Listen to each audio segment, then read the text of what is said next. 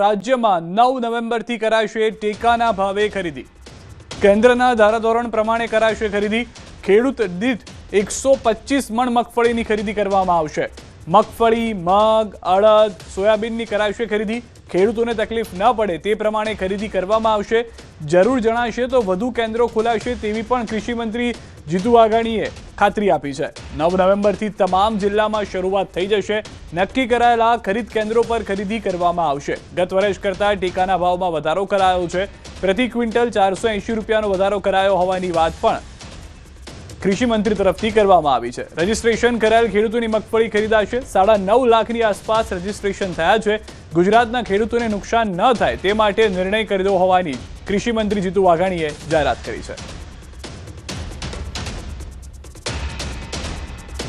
કેન્દ્રના જે ધારાધોરણ છે, એક તો સૌ પહેલા માનનીય વડાપ્રધાનશ્રીનો આપણે આભાર માનીએ કે આ ટેકાના ભાવથી ખેડૂતોને મદદ કરવાનું નિર્ણય એ એમણે માનનીય વડાપ્રધાનશ્રીએ કર્યો છે અને એ પ્રકારે સમગ્ર દેશમાં એ ખરીદી થઈ રહી છે।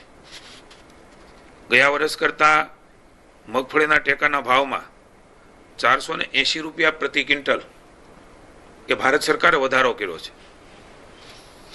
એ જ પ્રમાણે સોયાબીનમાં 436 રૂપિયા પ્રતિ ક્વિન્ટલ એ વધારો કર્યો છે। અને એ જ પ્રકારે અડદમાં પણ 400 રૂપિયાનો વધારો